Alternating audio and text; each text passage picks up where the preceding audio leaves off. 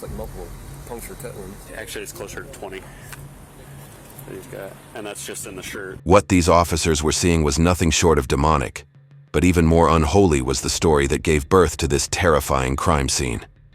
The story of a man who paid a heavy price for being too kind to someone, only to be repaid with the repeated brutal of a woman who meant everything to him, turning him into a monster who eventually committed the ultimate sin. This case will leave you questioning the twisted world we live in. He doesn't look like he's moving. I'm afraid to approach. God forbid there is something going on that, he's gonna. I don't see any movement right now, but I haven't opened it or anything. Okay. I'm just afraid that God Who forbid. said gun? These folks right here. We're talking about a weapon. Well, we looked in the windshield. We laid out. Oh, you bring it up to it? Oh, yeah. You look in the windshield.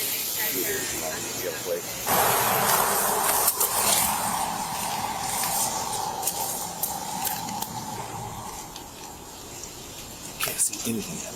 Let's just back up. Let's get a drone in front of it. Oh, there's a passenger side window here.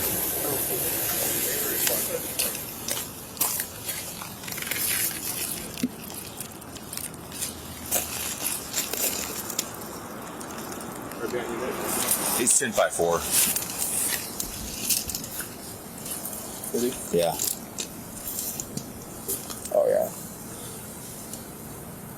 But how? Well, he's got a cut right there on his wrist, but it's hard to. Oh, yeah. They said they saw a weapon, though. Yeah. Bishop Watson, you can disregard. Free Davidson response here. Got a lot of blood over here, too. Yeah, I know. Steering wheel and everything. Yeah. It's a weird position to be in. Yeah. I got blood outside the door here, too. Okay. Let's just back up for a minute, I guess. There's nobody else in there? I didn't see him, no. This is verify. Yeah. We got blood here on the door, on the outside. Yeah. We got some type of a scuff. Let's just back up from it. Yeah. Do you see a gun or a knife? I don't see a gun or a knife. I see a nipping in his right in his throat. Oh, yeah. I can't see it real well, but. Oh, yeah, that's a good one. Yeah, this could be a. This could be a homicide. Yeah, let's just back up. Let's close it down. Hey, guys, can I get you to move your ambulance out of here? You guys are good to go. Yep. He's 10-by-4. So. I got Dicer coming. Let's get tape up and around everything. Out of here. Brian is what I hear. Late 30s, early 40s. Okay, where'd you hear that? From these folks, employees. Okay, Yeah. Thank you. So, do you guys know this person? Yeah, he works here. He's our opening guy, yeah. Worked here for probably 3 or 4 years. Oh, okay. No, 2 or 3. You said Brian. Brian. Is he deceased? Yes. When's the last time you guys saw him? Well, last night before I left work, Okay. That's so he was talking. He was fine. We talked and all that stuff. He seemed to be in a pretty good mood. No visible weapons. He's got a good laceration here and then a good laceration on his neck. Like a puncture. Oh, his finger's almost cut off, but he's got defense wounds in his fingers. Yeah, that's what we're saying. That's why we're closing it all down. The dead body inside the car was of Brian, who, according to police reports, was found pinned in the driver's seat, slouched toward the passenger side door. His body had unfathomable numbers of holes and lacerations from his head down to his legs, and blood had pooled beneath his seat, making it a scene so gruesome that even the officers weren't able to comprehend it. However, they were about to receive some crucial information from the deceased man's colleagues, information that would shed light on a story that only grows darker and darker as we move further into the case. I called. Okay. It was probably about 7:15 when I came out, because usually when I'm in there working, usually he's in there doing the bouncing machines, blah, blah, blah. Yeah. He's usually in there at 7 o'clock. Okay. When I didn't see him, I was like, did he fall asleep in his car? I mean, it can happen. Yeah. He usually stays out here, listens to his music, car running, and when it hits 7, he comes in. Well, I came out and his car's not running. It's like, I knocked on the window and nothing. It's like, well, maybe I missed something. So I went to look inside because I saw that there was a little clear spot in there, and looked and saw, and it's like this. Yeah. So I called. I saw his eyes open. I saw blood in his hand. Yeah. It's not no brain Yeah. to figure this out. Yeah. Okay. He's had a problem with his ex and her boyfriend pulling stupid shit as far as, I mean, Do you know their names? Gilbert. I know his first name. I don't know his last name. You know what? Kathy. Kathy knows all the names because he was an ex-employee here. Oh, okay. So yeah, it was a lot of shit Yeah. How did you know there was issues with that? because he talked about it. Okay. Was there recent issues? So did this guy work here? Yeah, he works here. So The one in the black car works. he works here at Superior Tire, Which is different than here. Is this, which is different. This is Longview Tire. yes. So he is an employee there. Yes. He comes here often or whatever. So long story, but I've been dealing with him, his ex-wife, and her new husband, which they've been married for like 20 years. But I just summoned him for assault too, DV. The guy in the black car? Based upon her statements that I've been working with. That's where the Superior Court, Okay. the Superior Court video and everything. Okay. That's this whole case. Okay, because he's definitely got some defensive moves at hands that are concerning. He got a restraining order against her, I guess. Oh, okay. Against both of them. But they came to, he lived at the Monticello Hotel. He was renting a little apartment or something there. Yeah. And I guess they can't prove it was them, but both his vehicles got keyed. Other was said, I know that, and he came in and he's got a kid with her. Two, I think. And about what time did you say you saw him? About 7? I was out here at 7:15. 7? Last night? This morning? Yes. How about last night? Last night he was gone. He wasn't here last night. He wasn't here last night. This happened this morning. This happened. Yeah. I left. I was just trying to find out when the last time you guys saw when him. the other guys come in, they could say when he left or not. Yeah. I mean, I wasn't here, okay. so but I know when he usually comes in, and he's here. He's usually here probably about 5:30, 6 o'clock. Because he's here before I am, and I'm here at 6:30. If he killed himself, he really cut his hands to do it, which would be unusual. Yeah. So, all right. So Dicks are on their way, so we'll just hold it down for dicks. yeah.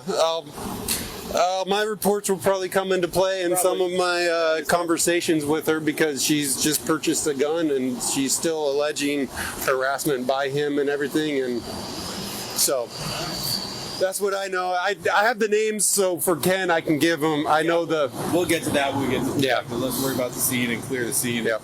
Deal with this, and we'll go from there. All right. All right. So you have a DV case with this guy right now? Yes. And he's that like recent this week? It's been ongoing since August, but I submitted the charges last week after all the doctor's appointments and everything by the ex-wife. She's the victim, yeah? She's the victim of the DV. She's got a new man? Yeah, about 20 years. They've been separated. They have 3 adult girls. They're originally from Colorado. She moved out here after DV stuff and everything out there in order, and then he followed a year later or something, basically try to be close to the kids, although she says he has nothing to do with the girls. But there's some real, I'm suspicious of some of the initial stuff on the report. It doesn't make sense. Anyways, you can read the report and you probably have come up with the same conclusion that I did. Brian had been living in Washington for 3 years. Prior to that, he had spent his entire life in Colorado, where he married Sandra in 1996. She was just 16 at the time, and the couple had 2 daughters in the years that followed. Around 2000, Brian brutally assaulted their firstborn, as a result of which she developed shaken baby syndrome, leaving her normal bodily function severely impaired. Brian was convicted of his crime, and after serving prison time, the 2 divorced shortly after their second child was born in 2002. Months later, Sandra met Gilbert, who was a prison officer at the time, and married him in 2003. That is when Gilbert adopted Brian and Sandra's 2 children and became their legal parent. After that, the couple moved to Washington in 2013. Little did they know, Brian was going to enter their lives once again, only to completely destroy them and their family. Oh, he's got multiple stab wounds to the chest, too. I hadn't seen the chest yet. Well, I shouldn't say that, but I mean, his shirt has got multiple, looks like multiple puncture cut ones. Yeah, I see or that. cut lines, so. I mean, a whole bunch. Yeah, below his left arm there and over by the right side too. Yeah, below the swoosh, and there's even a couple up towards the neck area too. Oh yeah, I see him now. The B pillar is what we were thinking is like the B pillar or the A pillar, like if you were to lean and if you're right-handed. But what if he's left-handed? If he's left-handed, he might have pushed against here and stabbed with his left hand. Or, Adam, if the dude's sitting in the driver's seat, he rips the door open and grabs him. Yeah. You know what I mean? Like, if that's... So it could be something where he was holding on to him for stabilization. Lunchbox is empty, which is kind of weird. He's on his way to work. He's got at least 14 that I can see. And that's like... I'm guessing there's several more, but it's like 1, 2, 3, 4, 5, 6, 7, 8, 9, 10, 11, 12, 13, 14. Actually, it's closer to 20. That he's got, and that's just in the shirt. Then he's got several on the. So far, what it looks like is he came up California way this way, maybe came through here, or came around and came in from the Tenant Way side, but then fled this way. Okay. Is what it kind of appears. Once statements from employees were taken and surveillance camera footage was gathered, officers became more confident that Brian's death was more than what met the eye. Somehow, Sandra and Gilbert were pieces of the puzzle too, as when Brian moved to Washington in 2020, he stayed with the couple for 2.5 years, and the three had police called for domestic issues multiple times. All of this led detectives to the house that held numerous ugly truths waiting to be dug out. Hello. Are you... 1 second, let me put my dogs away. Here. Okay. Yeah, he looks small. Is it him? It looked like it, yeah. He was leaning forward and the door didn't open all the way, but it looked like him. Hello. Hi. How you doing? I'm Detective Sorrell, PD. How you doing? I'm Gilbert. You're Gilbert? Yes. Sandra. You mind we come in and sit down and chat with you guys for a bit, or just be easier? Basically, there was an incident this morning, and due to the, I think, complexity of everybody's relationship, would you guys be willing to come down to the police department so we can just get some statements that we were not having to interrupt your home and sit here for God knows how long? Would you guys be willing to do that? Yeah. Okay. I have high blood pressure. I understand. No, take a deep breath. Absolutely, absolutely. I think I'm just kind of in shock. Understood, yeah. I mean, he's been talking about doing that for a long time. What's that? I guess, is that what they told us? It was. Oh, really? Yeah, that's what the job told us. 'Cause we're like. So tomorrow, his last name's Tomorrow. Yeah, Jonathan from Spare Tire. He's the one that called us. And so I called him back, and I was like, because he sent her a message, and I was like, she was like, I don't want to answer it because of the protection order. And so I was like, well, I'll call him. And I called him, and I was like, we're not doing, the communication between us and Brian was, we're in no contact, even third party. And he was like, I'm sorry, sir, I'm sorry, but there was an incident this morning. He committed suicide. And I was like, what? So that's how we found out this morning. Is it normal for the job to notify us like that? No. Because they said something about money and death benefits, and I'm like, who does that? Yeah, I'm not sure why you had a phone call, but I apologize for that, because that's why we're here. That's our job, not their job. So.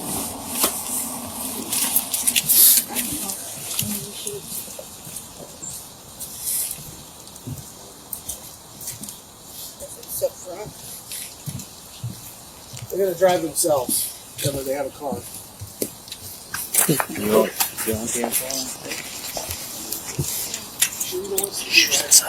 Shoes inside, it looked like it, and it looks like there's a black puffy coat tucked in, and some other coats too. Yeah. Yeah, he's wearing this white shirt. The shoes are just inside the doorway. Like I said, there's looks like a black puffy coat. It's the third coat back. So,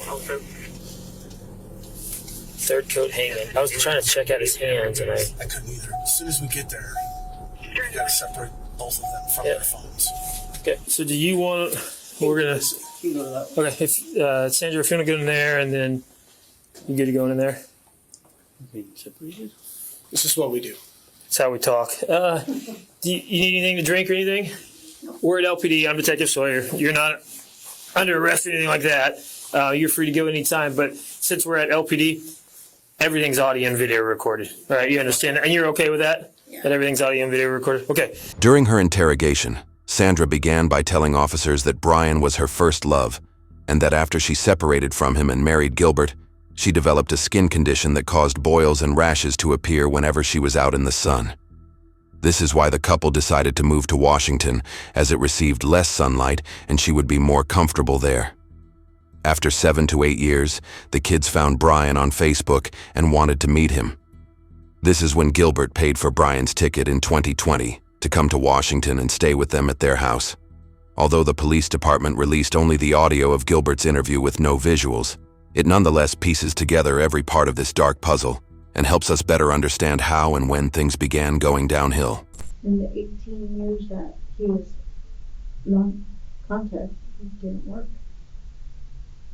He never had a job. His mom said he just sat around and smoked weed, played the guitar, and lived on for her. He lived with you? He lived with us for 2 years. So I was like, I got my freaking blinders on, just like, okay, you're gonna get a job, you're gonna, do this. What do you mean by that, blinders on? So, because of the way I said that, because of the domestic violence against my wife, he was manipulating my wife. One day we went to the store, our youngest daughter, Kaylee, she was dating this guy, and his mom was at the store, and we both were like, hey, how's it going, the kids seem like they're really hitting it off, and he kind of walks off and does a whole little thing, and then I was like, I found it weird because he just, instead of being involved, like he said he wants to be involved with our daughter, he didn't say in that communication. Even though I told him guess who it was, he still, we're in left field. Yeah. And I was like, okay, I said, I'm going to be the parent here and talk to you about our kids, which we thought, at that time, we thought the relationship was good. And he took off. Instead of being involved in the conversation, he just took off. So then I get home, and he talks to my wife, and he's like, telling her, oh, he was cheating on you. He was flirting with this girl at the store. Like I said, you and Gilbert have done a lot for Brian over the years. Forked out, I imagine, thousands of dollars to get him here, to house him, to feed him. And Brian's done nothing but take advantage of you both. You financially, you emotionally and physically, and it's. We helped him find the apartment, and then we furnished the apartment for him. I mean, he had a job, but he wouldn't do it. He would sleep on the floor. And he would just be like, well, I'm going to stockpile the money and not buy food. So we're still buying him food. And then he was always at our house. And I'm like, come on. You have your own place. But he would just walk in. And then he won't go home until 10, 11 o'clock at night. And I get, like Corporal James was saying, it's possible to love two people at once. And, clearly you love Brian at some point. He's the father of your girls. But Gilbert, right? Gilbert, again, his love is for you, not for Brian. Mm-hmm. And he helped Brian out financially. He's helped Brian out numerous ways. And Brian's hurting the person that Gilbert loves. So, and the girls, right? And I mean, he would talk to him, and then they would ask him for stuff, and then he'd be like, oh, I get mom now. And they seen it. They started seeing that, okay, he has control over mom. And they started like, why is he like that? like he would get snappy, and I look back on it and I was like, how could I be that stupid? While Brian was staying with Sandra and Gilbert, they helped him get back on his feet. Gilbert put a bed for him in the living room while he himself slept on the floor. When they had first moved to Washington, Gilbert too struggled to find a stable job and had to juggle multiple low-paying jobs at the same time, after which he was able to afford buying the house they had been living in on a rental basis. Brian was pretty inactive when he moved in with them, which wasn't all right with Sandra, and she requested that he get a job. That's when Gilbert found him a position at Superior Tire, where he himself was working as a supervisor. For some time, the three had a normal relationship, and they would even hang out together. But the couple knew that this wasn't something that could keep going on forever. But anyway, he was working full-time with them. And I was like, hey man, if you're gonna be here, at least pitch in, food or, something, not just living rent-free. Well, he was throwing a big old hissy fit about it. And I was like, all right. I finally told him what, he's gonna have to get his own place. We sat down and talked to him about it, and he was like, yeah, all right, I'll leave, I'll go get my own place. And we helped him get his own, we helped him look around, and he was thinking he wanted to buy one. And I was like, I don't think you're in the right position, job-wise to, just jump into buying a house. I said, start renting first. Learn the areas of Longview before you're just like, yep, that's where I want to be. And he was like, So he moved out about a year ago? yeah, he moved out about a year ago. So would you say the time he lived with you, you guys had a good relationship or a bad relationship? But it sounds like you go from like super trying to help this guy to he's pissing me off because he's not being nice to Sandra. He's not treating her well. Yeah. So you've had to confront him a couple of times, right? Yeah. But he's just not being nice. But as much as you're going out to be nice to him. Yeah, it just like. Is that a fair characterization? Yeah. It was like there's like a switch that just wouldn't click. Like, oh, I'm acting like this. It was too much stress. Because I told him if he was that bad, he needed to be in a home. I'm sorry, but or find somebody. When did you stop doing that? I think the last time I called the cops on him, and they showed up at his place. I turned in the key and I was done. And then I was like, I'm not coming here every week. I'm not doing this crap no more. Because every time I call the cops to say, hey, he's threatening to commit, he would deny it. Sure. And then they'd be like, he's a grown man, go home. Over the last year, did you guys like mend your relationship, or did it just kind of get worse and worse as time went on? I would say, I'm just gonna say it probably got worse because he stopped talking to me, like, but then it was just kind of like sporadically talking to me, like every once in a great while, and it was just about work. You said you used to work at Superior Tire? Yeah, I was this like the floor supervisor at that time. I'm actually the one that got him hired on. You got him hired? Yeah, I vouched for him and everything, and okay. And at work, he had his good days and bad days. I said, but he would stay at one pace the whole day. So were you his boss? Pretty much, yeah. Okay. How was your relationship doing that? That was fine. Okay. That aspect of it, it was smooth as butter. Good worker? Good worker. If I asked him to do something, he was on it, Okay. When we were at work, it was like.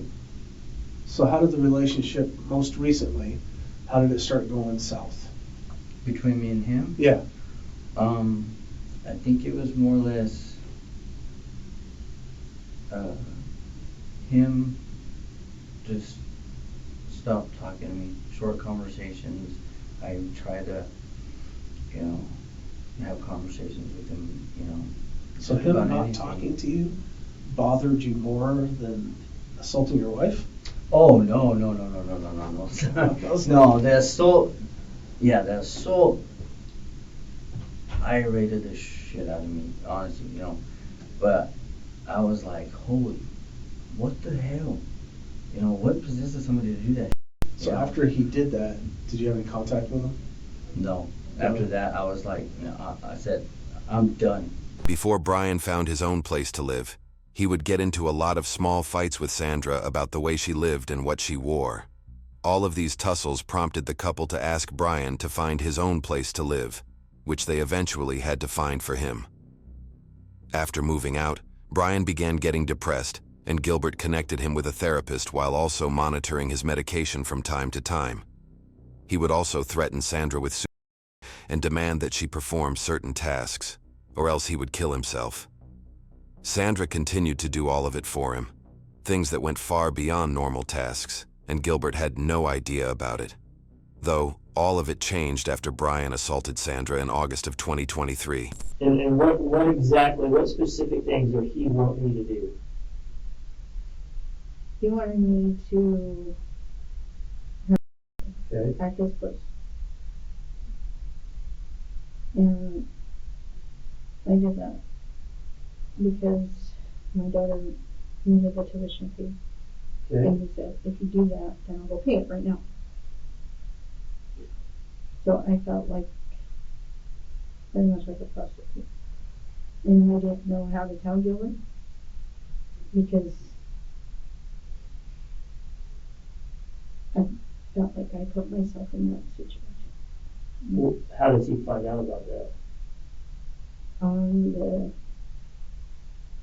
29th, I told him everything. After the assault? The 29th of what? Of which month? September. And that's after the assault? Yes, a month after. Okay. And what does he say about that? What's his reaction? He said that he should have saw the signs and he should have paid more attention. Is he upset with you? No. At any point in time, whether it was intentional, accidental, whatever it may be, did Sandra and Brian have any relations?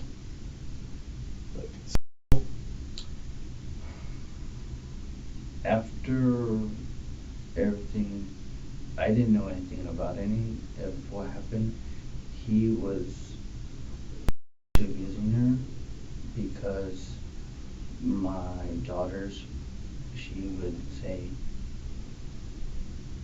because he would tell him, whatever you need, let me know and I'll help you, like cat litter, and the other one's going to college, and he's like, okay, I'll help you, I pay tuition, and he would turn around and take it out on my wife when I wasn't around and the kids weren't around. When you say take it out, what do you mean? He would sexually abuse my wife. Okay. And when and how long was that going on? After I found out about it, I was I'm assuming a few months. Well, come on, man. Seriously? Yeah. You're telling me you last talked to him 2 years ago, but he had sex with your wife most recently up to a few months ago, and you didn't try to reach out to him?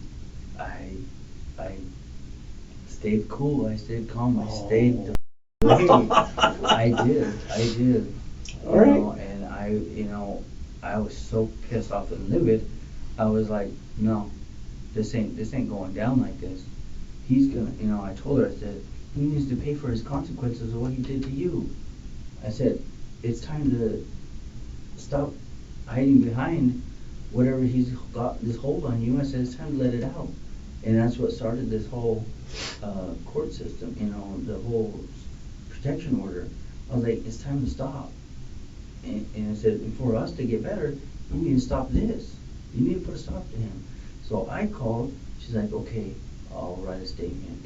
And so I called the cops, and Woodard came out and took her statement and everything. And I was like, it's time to stop. I said, the only way we're going to get better is to to stop this communication with him and letting him win. In August of 2023, Brian tried to run Sandra over with his car near his residence.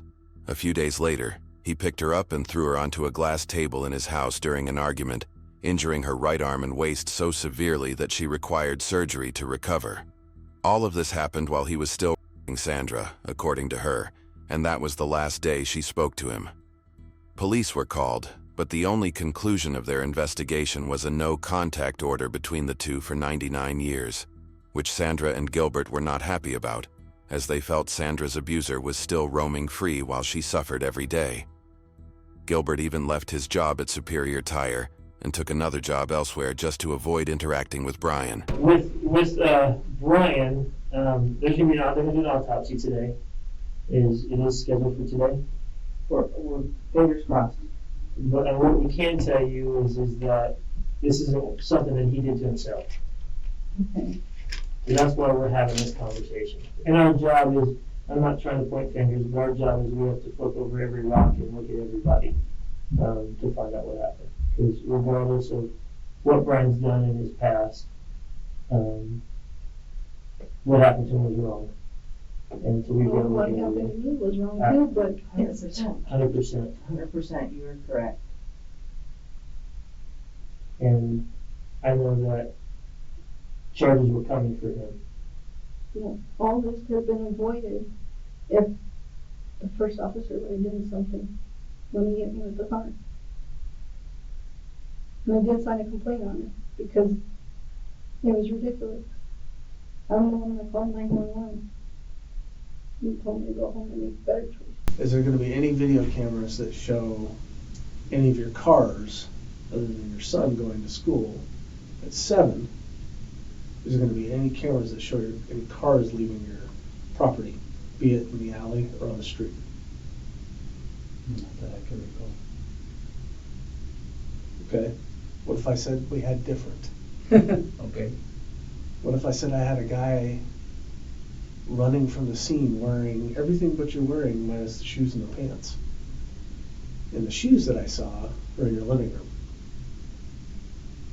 And the coat is in your living room. Because you're wearing the same sweatshirt. If you had anything to do with this, now's the time to get in front of it and help yourself. So help me help you. Because if you did, you had a reason for it. There's got to be a reason why you did it. No, that makes sense. I see where you come from. I can see it. Everything's changed on you. Your face changed. Your body language just changed. Help me help you. Come on, Gilbert. I didn't do it. I'm sorry.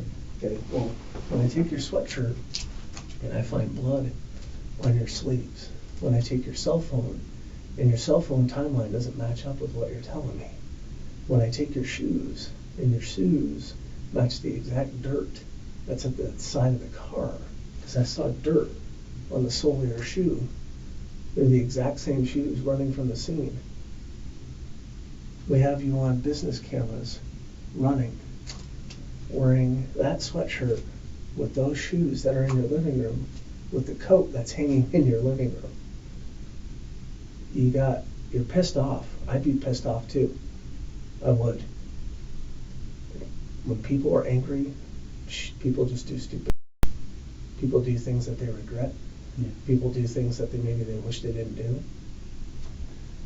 Now, I need you to get in front of this and explain to me. I don't think it's a matter of did you or didn't you. It's a matter of why did you. Tell me why. Why did you tip over the edge? What made you just, today's the day. Today's the day. You knew what he drives, you know where he works, you know his schedule. This isn't a random thing that happened. Explain to me how you didn't do it. It wasn't me. Who was it? I don't know. I believe you that you were that nice guy. I believe you that you were the guy who really tried to help this guy out. You adopted his 2 kids. You were the guy who really stuck his neck out there and tried to do right by this guy and help him out. And it seems like every time you stuck your neck out to help this guy, he did you wrong.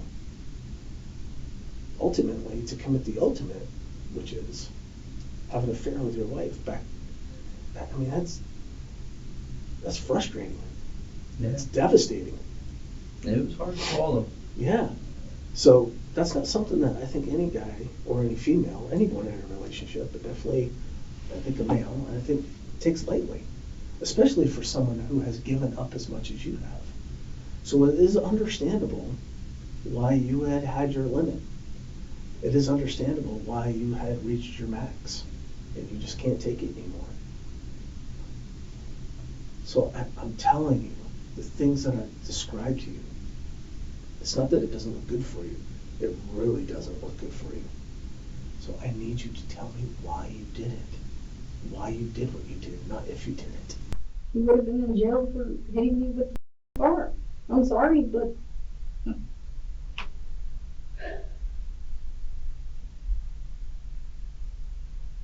not trying to upset you, Sandra. You've been upset enough. You've been physically broken. You've been emotionally broken and betrayed. That's not what we're here to do. yeah, but it seems like you're just gonna come after my family because he's dead. We do have to look at all his associates, including the people that he worked Yeah, with. but it just makes it look weird now that I wash my son's clothes. Right? Why is that weird? Because that's how you people think. I worked with you guys. I was only a mess. Have either of us been dishonest with you? Have either of us? You haven't told me that it wasn't. You could have been upfront about that. Do we have that information that comes from our coroner's office? And that's why they're going to do an autopsy, but they told us definitely what we're seeing he could not have done to himself. Amidst all the turmoil, Brian had even threatened Gilbert that he'd kill his biological son, which infuriated Gilbert. And Sandra even purchased a gun to defend herself and her family from Brian. This is when Gilbert told officers that he had done something he should never have done, after denying it for hours. All of this domestic violence, the of my wife, pissed me off so bad. I couldn't do nothing about it. I couldn't.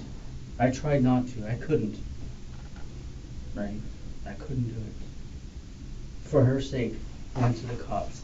Did that. Filled out the paperwork, everything. Now he's telling us, oh, it's going to be 2 years before they even make a decision. My wife's living. She's hurt. She's to the ground. She's upset. He's walking around like nothing happened. He's golden. My mind, I'm speechless. I'm trying to fix my wife and I through all that. And I have to figure out where I messed up in my marriage, thinking that that's why she stepped out. She didn't step out on me. She was being manipulated under my roof without me knowing about it because I wasn't even home. So I'm trying to fix a marriage where I thought I was broken and I messed up. But where I messed up was I let him into my home. That's where I messed up. So what happened today? So today, all this came down on me. I blacked out. I went over there. I killed him. Took off. And now here we are. Now here we are. So how did you know he was going to be there today? I was Is he a scheduled? supervisor. I was a supervisor. Okay. You just knew he was going to be there. I just knew. I just took a guess and gander today that he was going to be there. Lo and behold, he was there. Nobody else was there. Did she know you did? Did you tell her? Totally. No, she didn't know. She didn't know anything what was going on. Did she know you killed him? After I got home, yeah. She didn't know anything until after, when they called. And that guy that said, he said he committed suicide. That's what I told her. And that's why they were all upset. And then what? You told her that you're the one that did it? No. I didn't. All I wanted to do was protect my family from a person that was a racist and a beater. He controlled women like a puppet. Even if he didn't even tell them anything, my daughters were afraid in their own house because he was sitting right there. They changed the way they dressed because the way he looked at them. They felt like he was a predator, like he was them. And they were like, they couldn't wear their normal teenager wear that I bought them. And I told him, you know, at the time, and I was like, I don't give a what he says. He has no say over what you wear and what you do. You live your life. You do it. And they still changed because they were afraid of him. So you're laying on the couch this morning. What's hitting you? All of this? All of this. Everything just... So what makes you decide getting up off the couch today?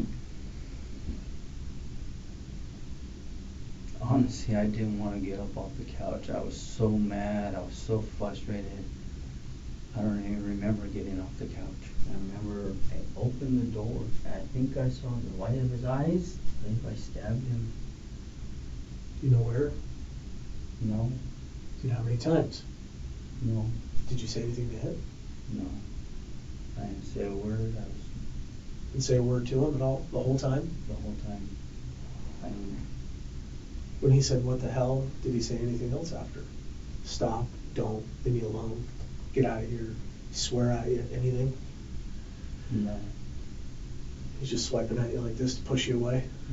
I was like, I freaked out, I shut the door, and that's when I took off running. Gilbert confessed that he killed Brian using a pocket knife and hid the murder weapon not very far from the location. When asked by officers whether his wife was involved in the plan as well, he told them it was his own decision and that he now wanted to confess everything to his wife. I wanted to protect you. I wanted to protect our family. And I did a stupid act on my behavior. I didn't know how else to help you guys get over the fear of Brian.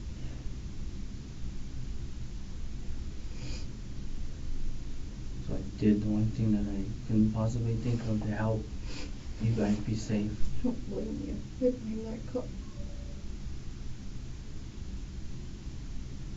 I love you. I blame that cop. I love you. And I hope we get through this.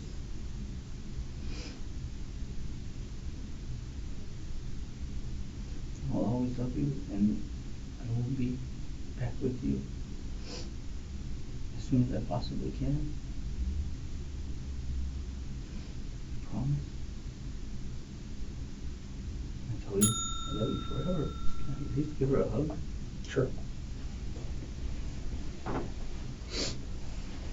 Gilbert was charged with murder, robbery, and tampering with evidence. He was later sentenced to 27 years in prison for murder. YouTube thinks you'll love the video on screen. Click to watch now.